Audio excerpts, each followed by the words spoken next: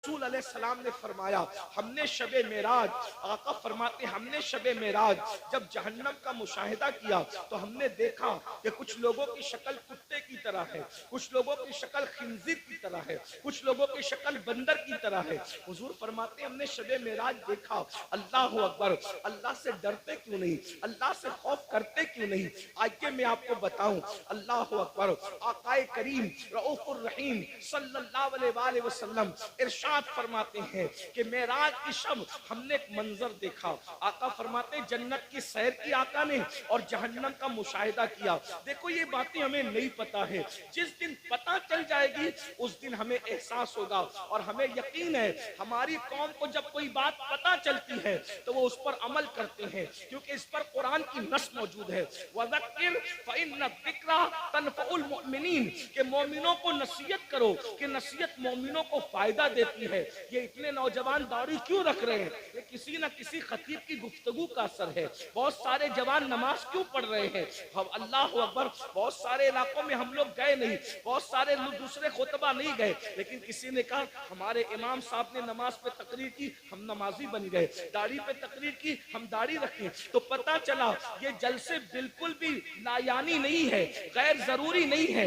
मोमिनीन को नसीहत फायदा देती है, बस नासे की नीयत सही होनी चाहिए और सुनने वालों को भी सही तौर पर सुनने का शौक होना चाहिए। अब आइए जरा थोड़ा सा दिल के कानों से सुन ले। आपने गुज़िश्ता महीने के आखिर में मेराज मुस्तफा तो सुना होगा, लेकिन मेराज का एक हिस्सा जरा हमसे भी सुन ले। अल्लाह अकबर, आकाए करीम सल्लल्लाहु अलैहि वसल्लम इरशाद फरमाते हैं कि मेराज की शब हमने क्या देखा? अल्लाह अकबर, जब जहन्नम का मुशाहिदा किया। मुशाहिदे और सैर में फर्क है, जन्नत की सैर की है, जहन्नम का मुशाहिदा किया है। अल्लाह अकबर। तो फरमाते हैं खून का दरिया था, पीप का दरिया था और उसमें एक बंदा तैर रहा था। खून और पीप के खौलते हुए दरिया के अंदर कोई तैर रहा हो, थोड़ा तवज्जो कीजिएगा मेरे प्यारे आका अलैहिस्सलातु व तस्लीम के प्यारे दीवानों, जरा गौर कीजिएगा। अगर अपने आप से मोहब्बत है और अपने नबी की बातों पर यकीन है तो ये बातें मेरी नहीं है, है ये बातें मुस्तफा जाने रहमत सल्लल्लाहु अलैहि वसल्लम की है। जरा गौर करो, माँ और बहनों की भी तवज्जो चाहता हूँ। याद रखना, किसी की भी बात में शक करोगे तो कोई नुकसान नहीं होगा, लेकिन अपने नबी की बात में शक करोगे तो ईमान भी हाथ से जा सकता है। ये तुम्हारे और मेरे नबी ने फरमाया, शबे मेराज जहन्नम का मुशाहिदा हो रहा है, खून का दरिया है, पीप का दरिया है और वो खोलता खोलता खून है, खोलता खोलता पीप है। उसमें एक बंदा डुबकियां ले रहा है, एक बंदा तैर रहा है। जैसे ही वो मुंह बाहर निकालता है, जैसे ही वो सर बाहर निकालता है, उसके मुंह में पत्थर डाले जाते हैं। जहन्नम की आग के बने हुए पत्थर उसके मुंह में डाले जाते हैं और उसका मुंह फिर उसी दरिया में डूब जाता है। उस पर ये अज़ाब हो रहा था, रहमतुल लिल आलमीन से देखा न गया। हुजूर तड़प गए, हुजूर बेचैन हो गए, हुजूर बेकरार हो गए और पूछने लगे जिब्रील ये कौन लोग हैं कि खून और पीप के दरिया में डुबकियां लेते हैं और जब मुंह बाहर निकालते हैं तो पत्थर, वो भी जहन्नम की आग के पत्थर, इनके मुंह में डालकर इनको डुबा दिया जाता है। ये दर्दनाक अज़ाब क्यों हो रहा है? तो जिब्रील अमीन ने अर्ज किया, या रसूल अल्लाह, ये आपकी उम्मत के वो लोग हैं जो दुनिया में सूद खाया करते थे, ये सूद का कारोबार किया करते थे, ये सूद का धंधा किया करते थे। मैं आपसे पूछना चाहता हूँ, दुनिया ही सब कुछ है? बोलो, अगर किसी सच्चे मुसलमान को ये पता चले कि सूद खाने का अंजाम क्या है, वो पीप का दरिया, वो खून का दरिया। और खून का दरिया क्यों है? मैंने गौर किया कि सूद खोरों के लिए पीप और खून का दरिया क्यों है। तो बहुत सोचने के बाद मुझे ये समझ में आया कि सूद खोर लोग कौम का खून चूसते हैं, قوم کا خون چوستے ہیں، ان کی غربت کا فائدہ اٹھاتے ہیں، ان کی مجبوریوں کا فائدہ اٹھاتے ہیں. اس لیے دیکھو قدرت نے ان کو خون اور پیپ کے دریا کی سزا دی ہے. اب میں آپ سے پوچھنا چاہتا ہوں، اے سود کا دھندا کر کے، اے بیاج کا دھندا کر کے، اے انٹرسٹ کا دھندا کر کے مالدار بننے والوں، ذرا غور کیجئے. کتنا بھی مال کما لوگے، تھوڑا دھیان دینا میری بات پر، کتنا بھی بڑا محل ہو، تاج محل کی طرح بھی محل بنا لو، جب آخری میں ڈاکٹر کہے گا نا کہ یہ بہت بیمار ہے، اس کے بچنے کی امید نہیں ہے، تو آپ کے بچے، ہمارے بچے کیا کریں گے؟ آپ ہو یا ہم ہو، کوئی ہو، بولو بچے کیا کریں گے؟ اٹھا کے سیدھا ہاسپٹل میں داخل کر دیں گے. بتاؤ، جس مال کو اللہ کی نافرمانی کر کے کمایا تھا، کروڑوں روپے کا محل بنایا تھا حرام مال سے یا حلال سے بھی بنایا تھا، لیکن آخری سانسیں کہاں لے رہے ہو؟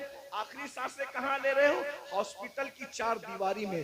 یہی ہے نا تمہاری دنیا، جس دنیا کی خاطر اللہ کو ناراض کیا، جس دنیا کی خاطر خدا کو ناراض کیا. آخری اینڈ کیا ہے؟ آخری انجام کیا ہے؟ دنیا کے 80% لوگ ہاسپٹل میں آخری سانس لیتے ہیں، اور اکثر لوگ تو آئی سی یو میں آخری سانس لیتے ہیں. ہائے ہائے، قدرت کا امتحان تو دیکھو، قدرت کی سزا تو دیکھو. یاد رکھنا، بہت کم وہ خوش نصیب ہے جو اللہ اکبر سجدوں میں جاتے ہیں، خدا کے حرم میں جاتے ہیں، تلاوت کرتے کرتے جاتے ہیں. 80% لوگ دواخانوں کی چار دیواریوں میں آخری سانس لیتے ہیں. اللہ اکبر. میں اس پہ کوئی فتویٰ نہیں لگا رہا ہوں، میں مفتی بھی نہیں ہوں، لیکن اتنا ضرور کہوں گا، ذرا غور تو کرو. کروڑوں کی بلڈنگ پڑی ہوئی ہے اور آپ کرائے کے دواخانے کے اندر آخری سانس لے رہے ہو. پلنگ ہے، ہاں ہاں، کپڑوں پہ غرور کر کے خدا کو بھولنے والوں، یہ خدا کا امتحان دیکھو، اللہ کی آزمائش دیکھو، خدا کا امتحان دیکھو. ان عذاب ربک لواقع.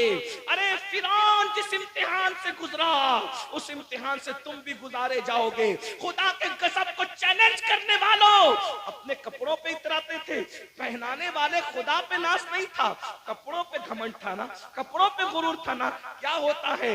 50,000 کا میرا ڈریس ہے، 25,000 کے اچھے کپڑے پہنو، اسلام منع نہیں کرتا، لیکن آخری میں کیا ہے؟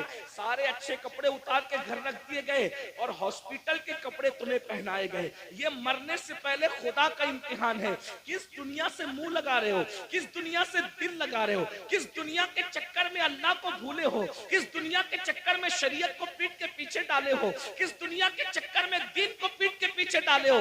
مسلمانوں، اگر تمہیں یہ علم ہو جائے کہ دنیا کی اوقات کیا ہے تو تم کبھی دنیا کو منہ نہ لگاؤ، دنیا سے دل نہ لگاؤ. اللہ کے رسول علیہ السلام نے ایک مرتبہ دریا کے اندر اپنی انگلی ڈبوئی اور دریا میں انگلی ڈبو کر کے باہر نکالا، اور باہر نکال کر کے فرمایا، یہ میری انگلی میں جتنا پانی آیا وہ دنیا ہے، اور یہ جو سارا پانی ہے وہ آخرت ہے. اب بتائیں، قطرے کو لے کر کے سمندر کو چھوڑنے والے نادانوں، دراصل علم نہیں ہے. اگر ہمیں علم ہوتا تو پتا چلتا، وَالْآخِرَةُ خَيْرٌ وَأَبْقَىٰ. آخرت بہتر بھی ہے، آخرت باقی رہنے والی بھی ہے، دنیا باقی رہنے والی ہے ہی نہیں. اور دنیا تو کہتے اسے ہیں جو ادنا کی بھی تصغیر ہے، جو ادنا سے بھی گری ہوئی کو دنیا کہتے ہیں. ادنا کا مطلب سمجھتے ہیں نا؟ ادنا کا مطلب چھوٹا، اور دنیا، دنیا اور اس سے بھی گری ہوئی. جس کا نام ہی دنیا ہو، حقیر. لیکن یہ پتا، ہم سمجھتے دنیا کوئی بڑی چیز ہے. ارے نادان، دنیا کہتے ہی حقیر کو ہے.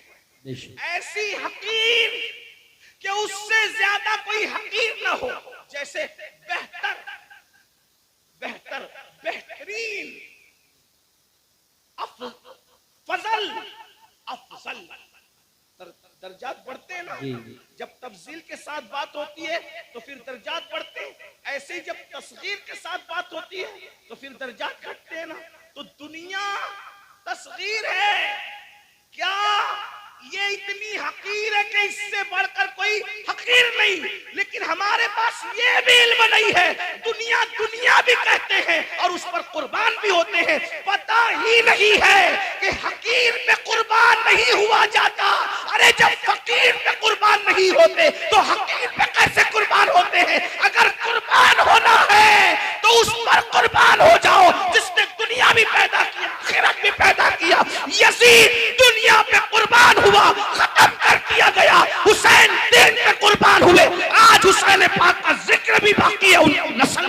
نعرہ تکبیر، دنیا کی خاطر، اللہ یا رسول اللہ، دنیا کی خاطر، یا رسول اللہ، یا علی، یا علی زندہ باد، دنیا کی خاطر اس ماشاءاللہ، نے دین کو پیٹ کے پیچھے ڈالا.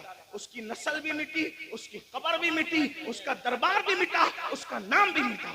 یہ تو ہم حسینیوں کا احسان ہے کہ بطور مذمت اس کا نام لے لیتے ہیں تو کہیں کہیں وہ یاد آ جاتا ہے. اگر ہم بطور مذمت جیسے شیطان کا نام آتا ہے اعوذ باللہ من الشیطان الرجیم کے طور پہ اللہ اکبر، اگر اس طریقے سے اس لانتی کا نام نہ لے تو کبھی لوگ اس کو یاد نہیں کرتے.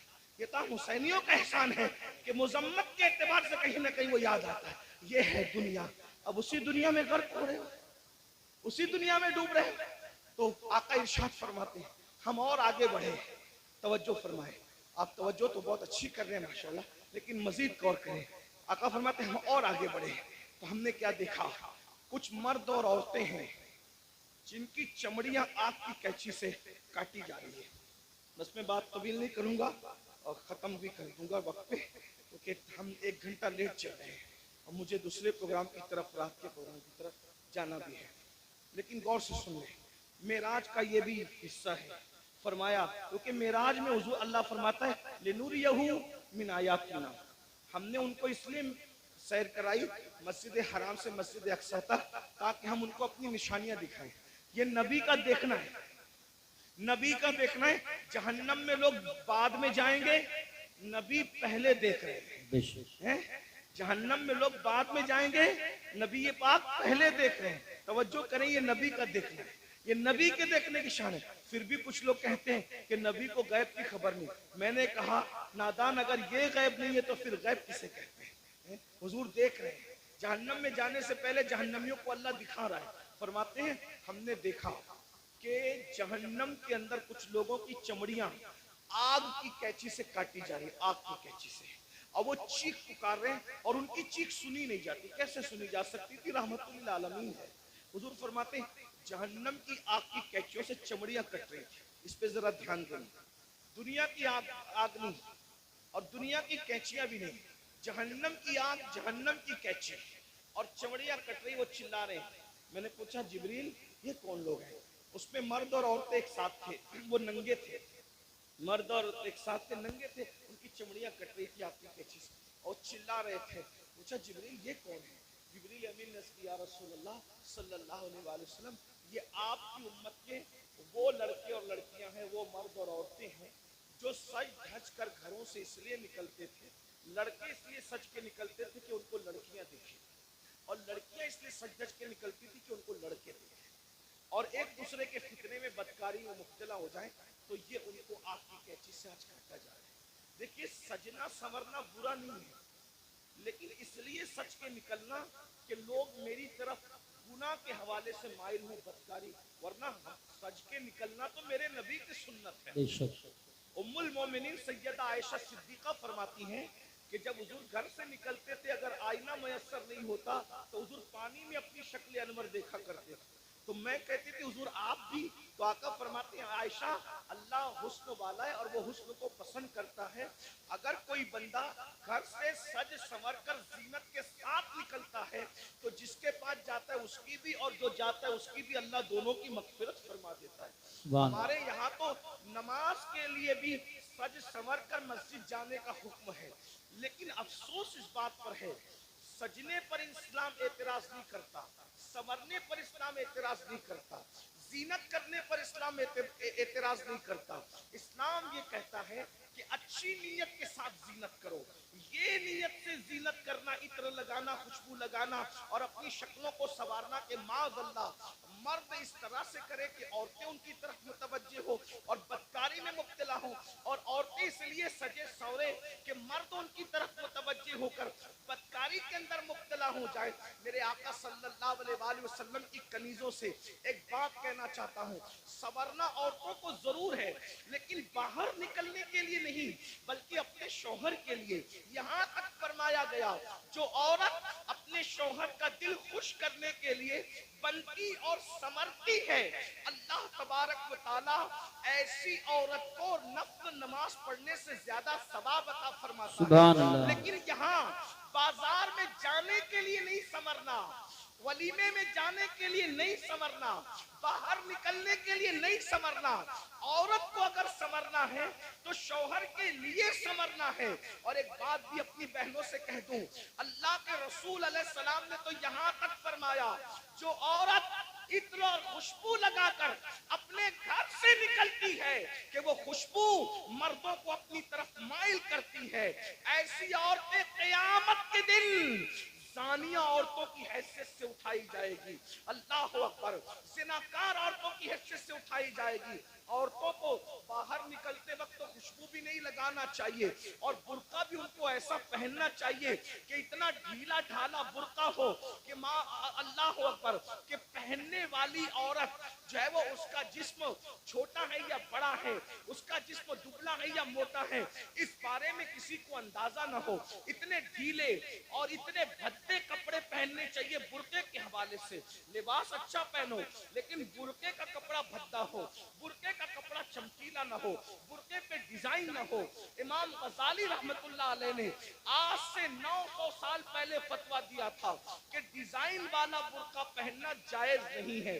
900 سال پہلے عورتوں کو ڈیزائن والا برقع پہننے سے منع کر دیا گیا، اور آج تو برقعے کے ڈیزائن تو دیکھو کہ معاذ اللہ جو نہیں دیکھنے والا وہ بھی دیکھنے لگے۔ یہ کیفیت ہے، یہ حالات ہیں۔ اس لیے میں اپنی بہنوں سے کہوں گا، دیکھو یہ دنیا ہے بہنوں، یہ دنیا ہے، ایک جملے کے لیے اپنی آخرت برباد مت کرو۔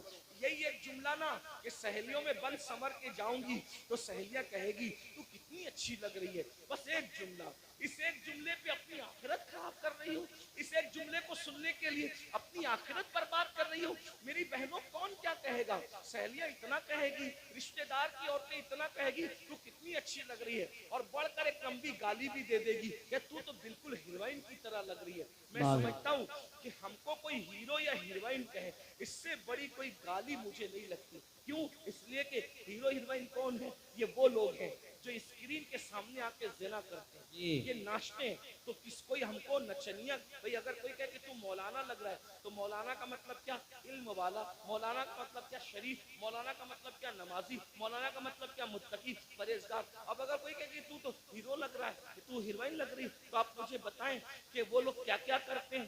میں کسی سے نفرت نہیں کرنے کی بات کر رہا ہوں، میں کوئی نفرت کی بیج نہیں بولنے آیا ہوں، لیکن ایک بات کہتا ہوں، اسکرین پر آ کر کے زنا کرتے ہیں کہ نہیں کرتے؟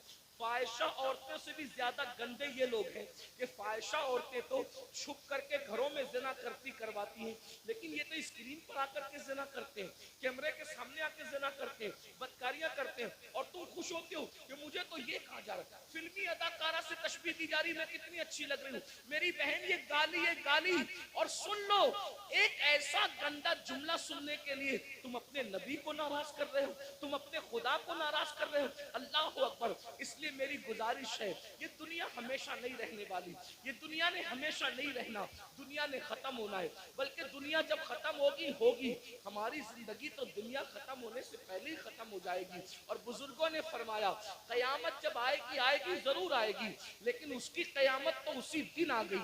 کب آ گئی اس کی قیامت؟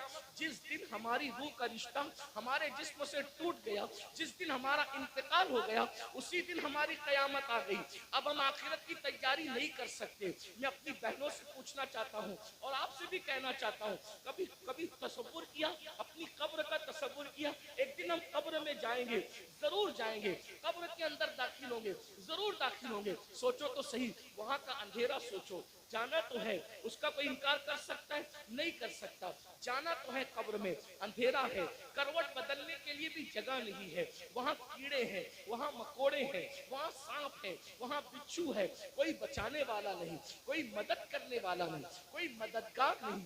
ذرا میرے بھائیوں غور کرو، میری بہنوں غور کرو، وہ وقت کیسا कैसा होगा, थोड़ी देर के लिए, एक लम्हे के लिए तसव्वुर करो वो वक्त कैसा होगा जब इन गोरे गोरे खूबसूरत नरम नाजुक गालों को कब्र के कीड़े खा रहे होंगे।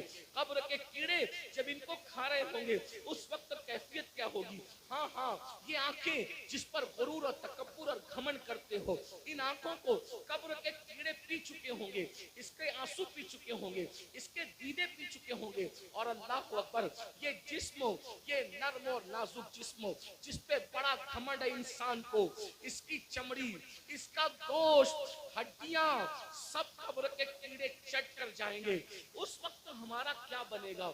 इसलिए मेरे भाइयों, मेरी बहनों, अल्लाह से डरो, इन सब चीजों की मालूमात हासिल करो कि अल्लाह का अजाब क्या है, अल्लाह के अजाब की शक्लें क्या है। और आज मैं तो ये कहता हूँ, कब्र में जो अजाब होगा वो तो होगा, कब्र में जो सजा मिलेगी वो तो मिलेगी, जहन्नम में जो मिलेगी वो तो मिलेगी, लेकिन दुनिया में सजा अल्लाह दे रहा है।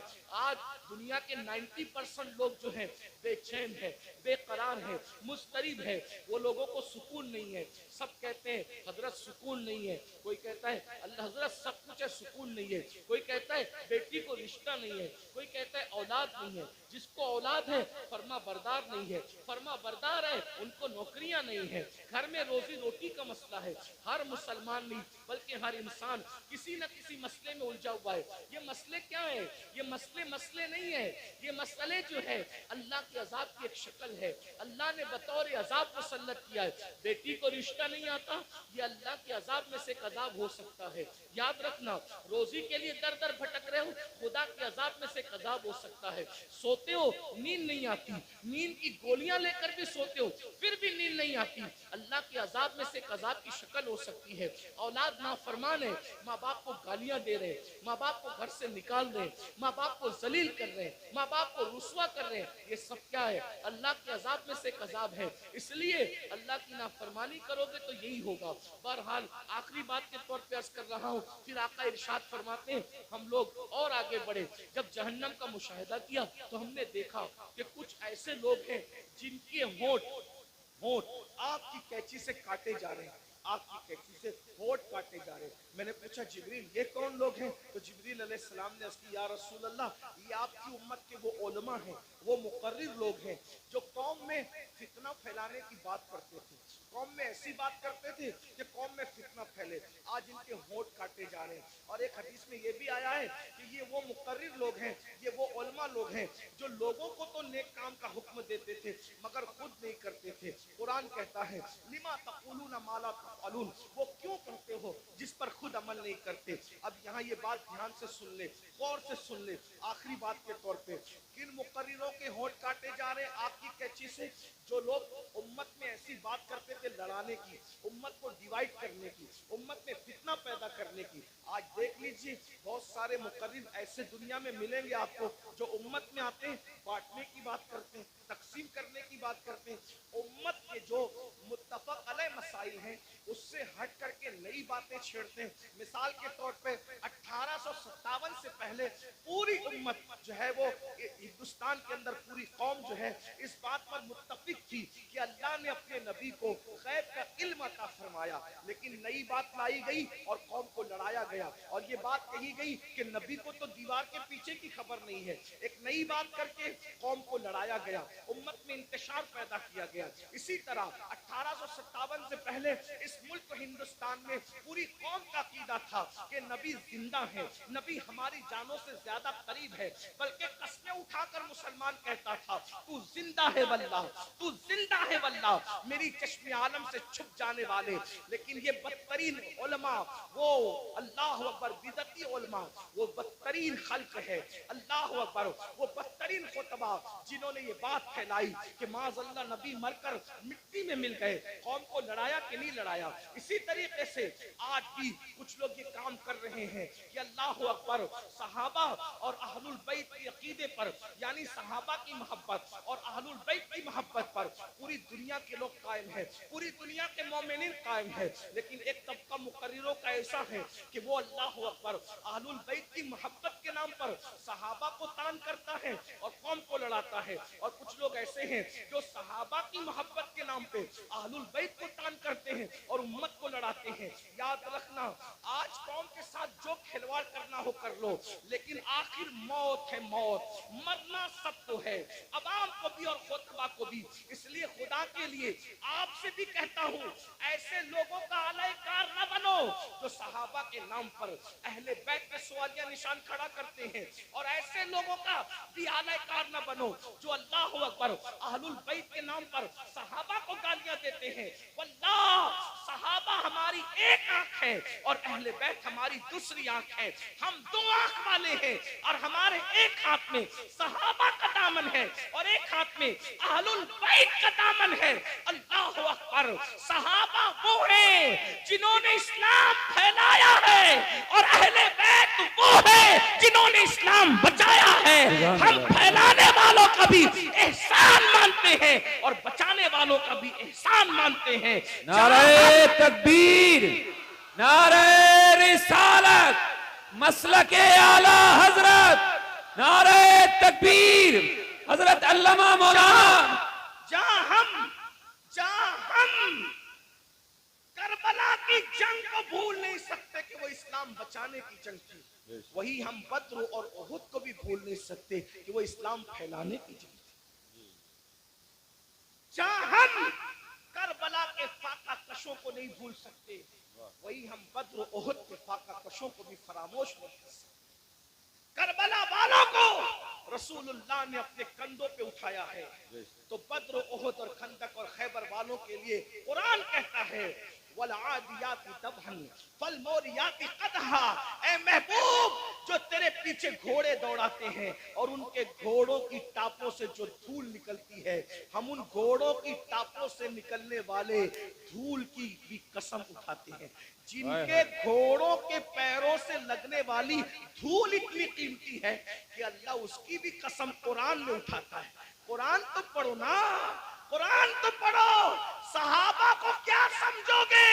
अरे सहाबा का घोड़ा इतना कीमती है कि उसके पैर से जो मिट्टी लगती है और उससे जो धूल उड़ती है, अल्लाह उस धूल की कसम की भी, उस धूल की भी कसम उठा करके बताता है जिसके घोड़ों की